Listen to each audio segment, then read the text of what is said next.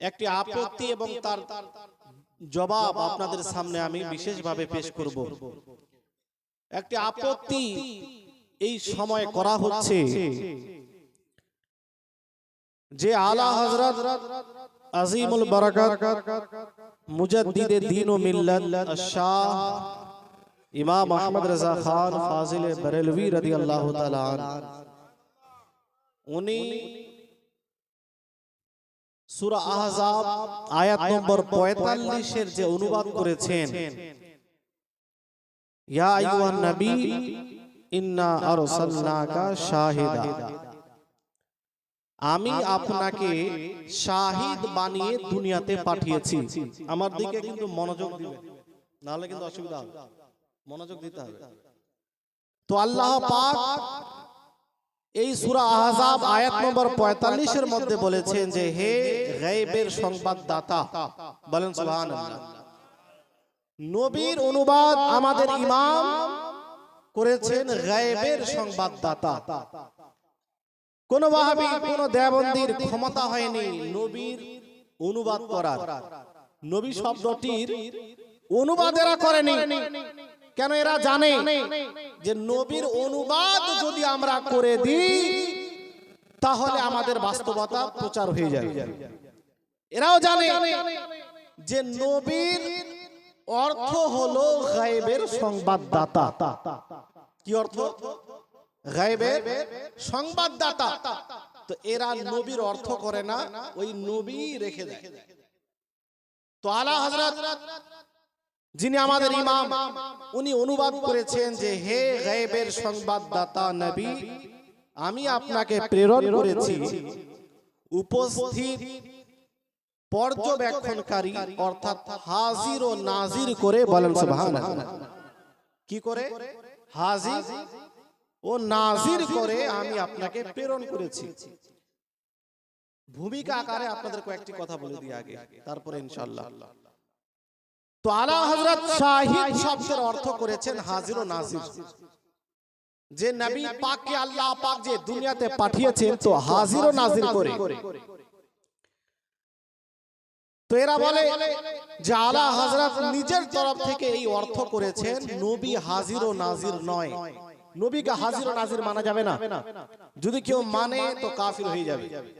এই ধরনের ফতোয়া তারা নিজের কিতাবের মধ্যে লিখে রেখেছে।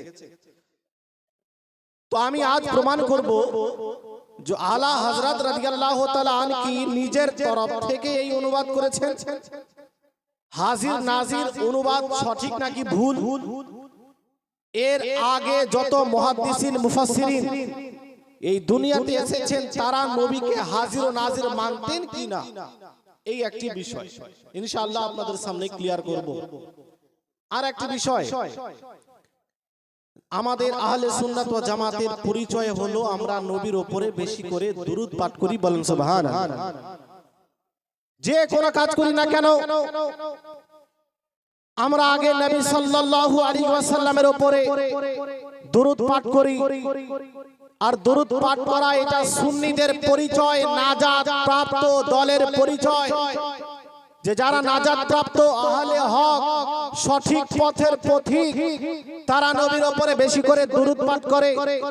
কিন্তু যদি আপনারা সোশ্যাল মিডিয়ায় নজর রেখে থাকেন তাহলে দেখবেন যে কয়েকদিন আগে দরুদ শরীফকে নিয়ে ব্যঙ্গ করা হয়েছে। বাংলাদেশে কিছু ছেলে পায়জামা পাঞ্জাবিও তাদের শরীরে ছিল, টুপিও তাদের মাথায় ছিল, কিন্তু এরা এত হতভাগালো যে দুরূদ ও সালামকে নিয়ে ব্যঙ্গ করে সোশ্যাল মিডিয়াতে সেটা আপলোড করেছে, ভাইরাল করেছে যে নবীর দুরূদকে নিয়ে আমরা ব্যঙ্গ করছি। মুসলমান ভাই বলতে চাই যে দুরূদ শরীফ এটা একটি ইবাদত, ইবাদতকে নিয়ে কোন মুসলমান ব্যঙ্গ করতে পারে না। যেই দুরূদের নির্দেশ মহান আল্লাহ পাক পবিত্র কোরআনের মধ্যে দিয়েছেন, যেই দুরূদের নির্দেশ নবী পাক পবিত্র হাদিসের মধ্যে দিয়েছেন, শুধু নির্দেশ দেননি, নবী সাল্লাল্লাহু আলাইহি ওয়াসাল্লাম দুরূদ শরীফের ফজিলত নিজের পবিত্র জুবান দ্বারা করেছেন। নেসাই শরীফ উঠান হাদিস নাম্বার 1297 এর মধ্যে নবী সাল্লাল্লাহু আলাইহি ওয়াসাল্লাম নিজে দুরূদ শরীফের ফজিলত বর্ণনা করছেন এইভাবে, মান সাল্লা আলাইয়া সালাতান ওয়াহিদা সাল্লাল্লাহু আলাইহি আশারা সালাওয়াত। হে আমার উম্মত উম্মতিরা শোনো, যে ব্যক্তি আমার উপরে একবার দুরূদ পাঠ করে মহান আল্লাহ পাক তার উপরে 10টি রহমত অবতীর্ণ করেন। বলেন সুবহানাল্লাহ। শুধু তাই না, নবী পাক বললেন ওয়া হুদ্দাত আনহু আশারু খাতিয়া, আল্লাহ পাক তার 10টি গুনাহকে ক্ষমা করে দেন। বলেন সুবহানাল্লাহ। শুধু তাই না, ওয়া রুফিআত লাহু আশারু দারাজাত, এবং তার 10টি মর্যাদা আল্লাহ পাক বৃদ্ধি করে দেন। বলেন সুবহানাল্লাহ। যেই নবী পাক বলছেন একবার দুরূদ পাঠ করলে আল্লাহ পাক 10টি মর্যাদা বৃদ্ধি করেন, একবার দুরূদ পাঠ করলে 10টি গুনাহ ক্ষমা করে দেওয়া হয়, একবার দুরূদ পাঠ করলে আল্লাহ পাক 10টি রহমত অবতীর্ণ করেন। এই রকম ফজিলতপূর্ণ ইবাদতের ব্যঙ্গ করেছে এই দেওবন্দীরা, এই ওয়াহাবীরা। এরা বলে দুরূদ ইব্রাহিম ব্যতীত অন্য কোন দুরূদ পাঠ করা যাবে না। আমি এদের বাপের কিতাব থেকে আপনাদের দলিল দিয়ে গেলাম। এই জায়গাতে যদি এই দুনিয়াতে কোন ওয়াহাবীর ছেলে থাকে, কোন মায়ের বেটা জন্মগ্রহণ করে থাকে, আমি তাদের কিতাব থেকে দলিল দিয়ে গেলাম। তাদের বিশাল বড় মাওলানা, যাকে তারা মুজতাহিদ বলে রেখেছে, যাকে তারা শেখুল ইসলাম বলে রেখেছে, কাজী শওকানি সাহেব, তিনি নিজের কিতাবের মধ্যে জিকরাতুস আপনার তোহফাতুজ জাকিরিন নামক কিতাবের মধ্যে লিখে রেখেছেন যে শুধুমাত্র দুরূদ ইব্রাহিম পড়া যাবে, অন্য দুরূদ পড়া যাবে না, এমন কোনো কথা নেই। যত রকমের দুরূদ আছে, যদি তাতে দুরূদ পাওয়া যায় তো নবীর উপরে ওই দুরূদ পড়া যাবে। বলেন সুবহানাল্লাহ। এটা দেওবন্দীদের ইমাম, ওয়াহাবীদের ইমাম কাজী শওকানি, উনি নিজের কিতাব তোহফাতুজ জাকিরিনের মধ্যে লিখে রেখেছে। এটা তো ওয়াহাবীদের ইমাম ছিল, দেওবন্দীদের ইমাম, তাদের একজন বিশাল বড় শেখুল ইসলাম, বিশাল বড় মাওলানা হুসাইন আহমদ, যাকে তারা শেখুল ইসলামের উপাধি দিয়েছে, তিনি ফাতাওয়া শেখুল ইসলামের আপনার 80 নম্বর পেজের মধ্যে এই ফতোয়া দিয়ে রেখেছেন।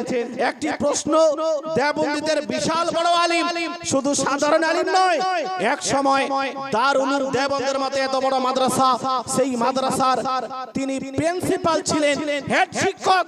তাকে একটি প্রশ্ন করা হয়েছে ফাতাওয়া শেখুল ইসলাম আপনার 80 নম্বর পেজের মধ্যে যে দুরূদ শরীফের শব্দসমূহ কি নির্ধারিত আছে, দুরূদ ইব্রাহিম ব্যতীত অন্য দুরূদ কি পড়া যাবে না, আপনি আমাদের বলুন।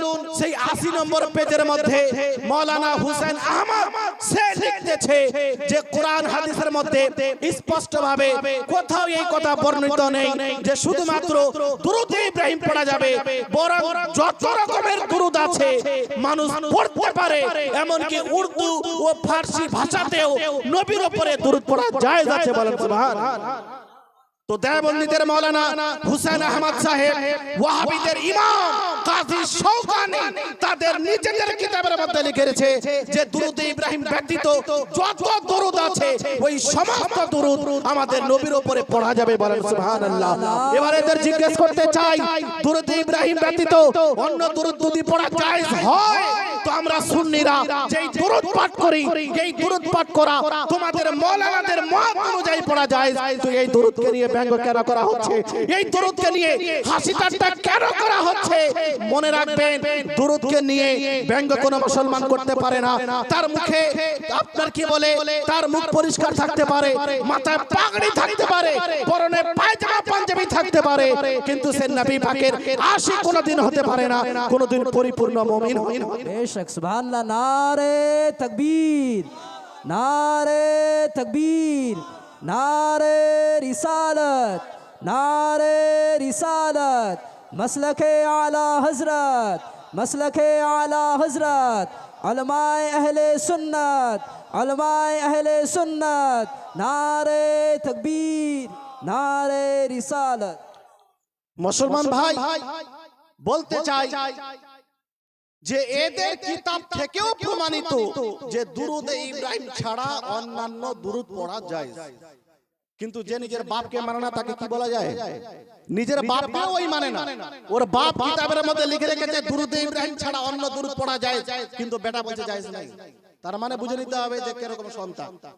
হ্যাঁ, এজন্য বলতে চাই যে অবশ্যই দুরুদে ইব্রাহিম পড়া যায়, তার সঙ্গে অন্যান্য দুরুদ পড়াও যায়। এজন্য আসুন একবার আমরা নিজের নবী সাল্লাল্লাহু আলাইহি ওয়াসাল্লামের যে আশিক পরিচয় দিতে গিয়ে উচ্চ স্বরে ভক্তি ভরে আগে নবীর উপরে দুরূদ পাঠ করি, তারপরে ইনশাআল্লাহ এগিয়ে যাব। পড়েন আল্লাহুম্মা সাল্লি আলা সাইয়্যিদিনা মাওলানা মুহাম্মদ ওয়া আলা আলি সাইয়্যিদিনা मौलाना मोहम्मद। महिलाদের কাছ থেকে 300 টাকা একটু ডিস্টার্ব দিলাম হাজার, उसके बाद फिर नहीं रुकेंगे हम। शकीना खातून एक बोरी, महफूजा खातून एक बोरी, वासिर एक बोरी, मारूफा खातून एक बोरी, मेहरून एक बोरी, जन्नतुन खातून एक बोरी, छुपियारा खातून एक बोरी, अंजुआरा एक बोरी। হেটু আলিয়া যেভাবে আমি লেখানো পেলাম সেভাবে লিখেছি। কালিয়াগঞ্জ থেকে এক বড়ি, কৈলি ভাবি এক বড়ি, মুস্তারিনা এক বড়ি, মোকলেশুর রহমান এক বড়ি, মানিকুল ইসলাম এক বড়ি, রোশনারা এক বড়ি। এটা কি বললে যেন? টাইলস। আচ্ছা, এক বড়ি টাইলস, ঠিক আছে, ওটা তোমার আছে। ঠিক আছে, আলহামদুলিল্লাহ, মাশাআল্লাহ, জাযাকাল্লাহ, সুবহানাল্লাহ, সুবহানাল্লাহ। বাহ, আরেকবার দরুদ পাঠ করুন। আল্লাহুম্মা সাইয়্যিদিনা মাওলানা মুহাম্মদ ওয়া আলা আলি সাইয়্যিদিনা মাওলানা মুহাম্মদ সাল্লাল্লাহু তাআলা আলাইহি ওয়াসাল্লাম। আলহামদুলিল্লাহ, আমরা হলাম সুন্নি মুসলমান, আর আমাদের আকীদা হলো আমাদের নবী হলেন হাজির ও নাজির। বলেন সুবহানাল্লাহ। নবী সাল্লাল্লাহু আলাইহি ওয়াসাল্লামকে আমাদের প্রতিপালক মহান আল্লাহ পাক হাজির ও নাজির করে এই দুনিয়াতে পাঠিয়েছেন। এটা কোনো ফজিলতের মাসলা নয়, এটা হলো জরুরিয়াতে আহলে সুন্নাত ওয়াল জামাতের মাসলা। সুন্নি হওয়ার জন্য, নাজাত প্রাপ্ত হওয়ার জন্য, জান্নাতি হওয়ার জন্য এটা মানতেই হবে যে আল্লাহ পাক আমাদের নবীকে হাজির ও নাজির করে দুনিয়াতে পাঠিয়েছেন। নবী সাল্লাল্লাহু আলাইহি ওয়াসাল্লামকে আল্লাহ পাক এই ক্ষমতা দিয়েছেন, উনি মদিনা শরীফ থেকে গোটা বিশ্বে নবী পাক সাল্লাল্লাহু আলাইহি ওয়াসাল্লামের যত উম্মতি আছে তাদেরকে দেখতে পান। বলেন সুবহানাল্লাহ। নবী সাল্লাল্লাহু আলাইহি ওয়াসাল্লামকে মহান আল্লাহ পাক এই ক্ষমতা দান করেছেন যে তিনি নিজের উম্মতের আমলকে দেখতে পান, নিজের উম্মতের অন্তরে কি আছে সেই সম্পর্কে নবী পাক অবগত। এমন কি নবী সাল্লাল্লাহু আলাইহি ওয়াসাল্লামের উম্মত কি চিন্তা ভাবনা করে এই সম্পর্কেও নবী আলাইহিস সালাম অবগত। বলেন সুবহানাল্লাহ। এই শক্তি কে দিয়েছেন? আল্লাহ পাক নিজের হাবিবকে। একটু মনোযোগ দেবেন। আজ এরা বলেছে যে হাজির ও নাজির, এই আকীদার প্রচার আলা হযরত করেছে। আলা হযরতের পূর্বে এই দুনিয়াতে কোন মুহাদ্দিস আসেনি যে নবী পাককে হাজির ও নাজির বলেছে। আলা হযরতের পূর্বে কোন ফুকাহায়ে কেরাম এই দুনিয়াতে ছিল না যারা নবীকে হাজির ও নাজির মানতো। নাউজুবিল্লাহ। আলা হযরতের উপরে এরা অপবাদ দিয়েছে যে আলা হযরত হাজির ও নাজিরের আকীদার প্রচার প্রসার করেছে। কিন্তু বলতে চাই যে আলা হযরত শুধু এটাই নয়, যত রকমের আকীদা উনি নিজের কিতাবাদের মধ্যে সমাজকে দিয়েছেন, আমাদেরকে দিয়েছেন, নিজের কিতাবের মধ্যে লিখে রেখেছেন। কোন একটি আকীদা সম্পর্কে দুনিয়ার কোন বাতিল পন্থী প্রমাণ প্রমাণ করতে পারবে না যে আলা হযরত নিজের তরফ থেকে ওই আকীদার প্রচার করেছেন, নিজের তরফ থেকে ওই আকীদার প্রসার করেছেন, বরং আলা হযরত ওই আকীদায় প্রচার করেছেন যেই আকীদা সিদ্দিক আকবরের ছিল। আলা হযরত ওই আকীদারে প্রচার করেছেন যেই আকীদা হযরত ওমর ফারুকের ছিল। আলা হযরত ওই আকীদারই প্রচার প্রসার করেছেন যেই আকীদা মাওলা উসমানে খালির ছিল, যেই আকীদা হযরত মাওলাই কায়নাত হযরত আলীকুল মুর্তজার ছিল। এক কথায় আলা হযরত যত আকীদা প্রচার করেছিলেন সাহাবায়ে কেরামের আকীদা ছিল। আলা হযরত গাউসে পাকের আকীদা প্রচার করেছেন। আলা হযরত মখদুম আশরাফ সিন্নার আকীদা প্রচার করেছেন, গরিব নামাজের আকীদা প্রচার করেছেন। এক কথায় যদি বলা যায় এই দুনিয়াতে যত সাহাবায়ে কেরাম আছে, এই দুনিয়াতে যত মুফাসসির, যত ফাকিহ, যত আলেমে দ্বীন যারা শরীয়তের প্রচার প্রসার করেছেন তাদেরই আকীদা মূলত আলা হযরত প্রচার করেছেন। বলেন সুবহানাল্লাহ। এজন্য এই কথা বলা যে হাজির ও নাজির এই আকীদা আলা হযরত প্রচার করেছেন, এটা বাতিল ভিত্তিহীন কথা। আপনাদেরকে আমি দলিল দিচ্ছি। আমি বলে দিলাম যে হাজির ও নাজির সম্পর্কে আমাদের আকীদা কি, এটাও আপনাদের বলে দিই। আমাদের আকীদা এটা নয় যে নবী সাল্লাল্লাহু আলাইহি ওয়াসাল্লাম সর্বদা সব জায়গাতে শারীরিকভাবে উপস্থিত, এটা আকীদা আমাদের নয়। আমাদের আকীদা হলো এই যে আল্লাহ পাক নিজের হাবিবকে এই ক্ষমতা দিয়ে রেখেছেন, নবী পাক যদি চান তো যে কোনো জায়গাতে জিসমে মিসালির সঙ্গে শারীরিকভাবে উপস্থিত হতে পারে, যদি চান রূহানি ভাবে যে কোনো জায়গাতে উপস্থিত হতে পারেন। এই আকীদা হলো আহলে সুন্নাত ওয়াল জামাতের। বলেন সুবহানাল্লাহ। এরা বলে যে আহলে সুন্নাত ওয়াল জামাত তথা সুন্নিদের আকীদাতে সব জায়গায় সব সময় সশরীরে নবী উপস্থিত, এই আকীদা আমাদের নয়। আমাদের আকীদা হলো যদি নবী চান তো সেকেন্ডের মধ্যে আমাদের নবী যে কোনো জায়গাতে উপস্থিত হতে পারেন। বলেন সুবহানাল্লাহ। এই আকীদাই হুজুর আলা হযরত বলেছেন, এই আকীদাই সমস্ত উলামায়ে আহলে সুন্নাত নিজের কিতাবাদের মধ্যে লিখে রেখেছেন। এবার শুনুন আলা হযরত শাহিদের অর্থ হাজির ও নাজির কেন করলেন? যে হাজির ও নাজির নবী পাক মানে উপস্থিত আছে, নাজির মানে দর্শনকারী। হাজির মানে উপস্থিত, নাজির মানে দর্শনকারী, যে দেখতে পায়। তো আলা হযরত কেন হাজির নাজির অনুবাদ করলেন? আমি বলি শোনো, আলা হযরত নিজের তরফ থেকে এই অনুবাদ করেননি, বরং শাব্দিক এবং আবিধানিক আলা হযরত উভয়কে সামনে রেখে এই অনুবাদ করেছেন। শরীয়তের পরিভাষায় যাকে হাজির নাজির বলা হয় সেই অনুযায়ী আলা হযরত অনুবাদ করেছেন, এবং শাব্দিকভাবে হাজির ও আপনার শাহিদের যে অর্থ হয় সেই দিকে লক্ষ্য করে আলা হযরত উপস্থিত অর্থাৎ হাজির এবং নাজিরের অনুবাদ করেছেন। বলেন সুবহানাল্লাহ।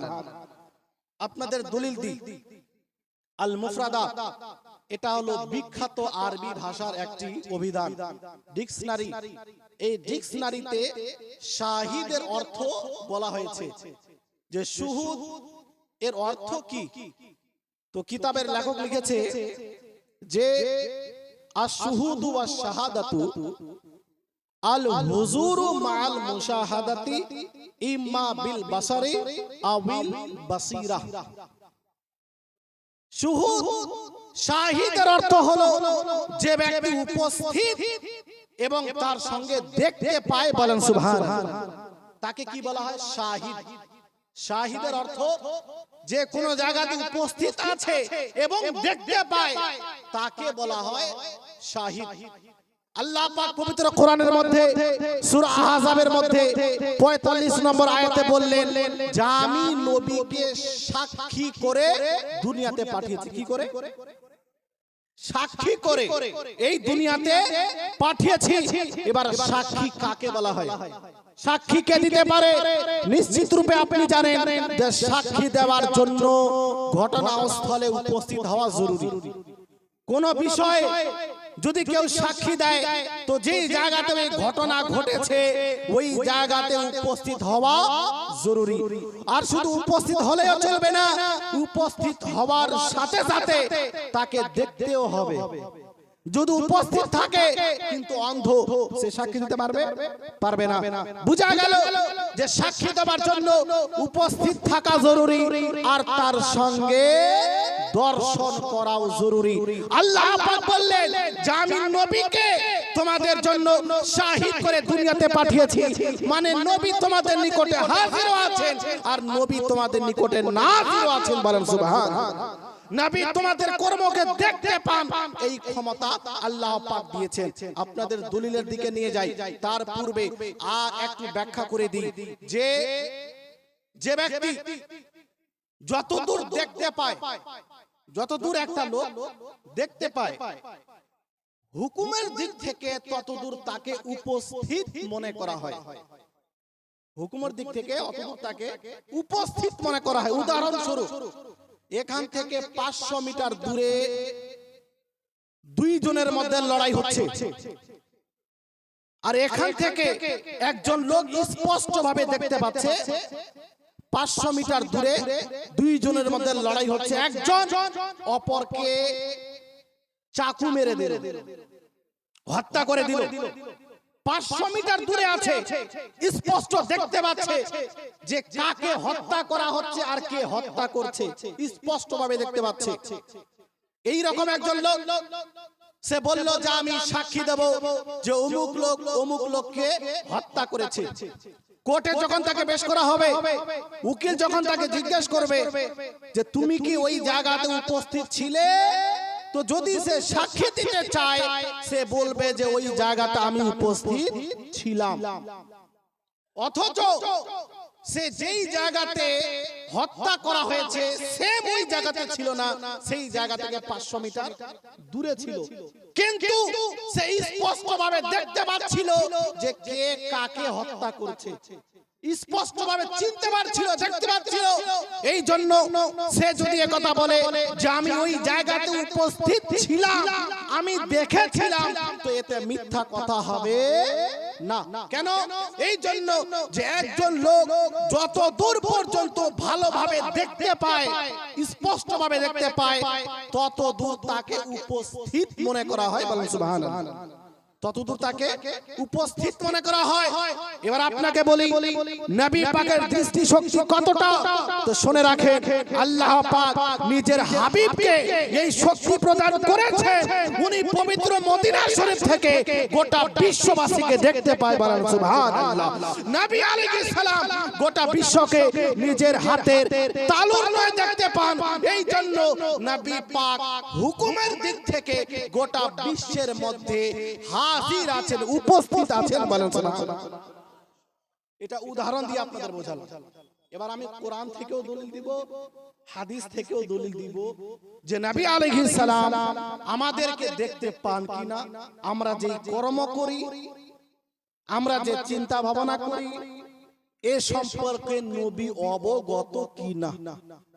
আজ ওয়াহাবিরা বলে যে সুন্নিরা আল্লাহকে আর নবীকে মিলিয়ে দিয়েছে, শিরক করেছে এরা, যে আল্লাহ পাক সবকিছু দেখতে পান, আর এরা বলে যে নবীও সবকিছু দেখতে পান, সবকিছু শুনতে পান। তো আমি এদের বলতে চাই নবী সাল্লাল্লাহু আলাইহি ওয়াসাল্লাম হলেন মাখলুক, উনি হলেন আল্লাহ পাকের সৃষ্টি। আল্লাহ আলাদা জিনিস, আল্লাহ আলাদা সত্তা, আর নবী হলেন আলাদা সত্তা। নবী আলাদা, আল্লাহ আলাদা। আমরা নবী পাককে হাজির ও নাজির বলে আল্লাহর হাবিবকে আল্লাহর সঙ্গে মিলিয়ে দিই নাই, বরং এই ক্ষমতা আল্লাহ পাক নিজের হাবিবকে দিয়েছেন যে উনি হাজির ও নাজির। বলেন সুবহানাল্লাহ। হাজির ও নাজির। আপনাদের বলি যে রহিম সূরা ফাতিহার মধ্যে আল্লাহ পাককে বলা হয়েছে আলহামদুলিল্লাহ রাব্বিল আলামিন আর রহমানির রহিম। এখানে রহিম শব্দটি আল্লাহ পাকের জন্য ব্যবহার হয়েছে, আল্লাহ পাকের জন্য এই রহিম শব্দটি। আপনি 27 পারাতে চলে যান, 27 পারাতে নবী পাককেও রহিম বলা হয়েছে।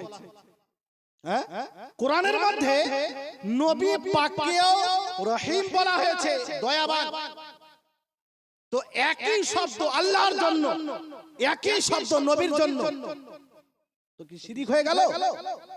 আল্লাহ পাক কি শিরিকের শিক্ষা দিয়েছেন? কোরআনের মধ্যে কি শিরিক আছে? নাউজুবিল্লাহ।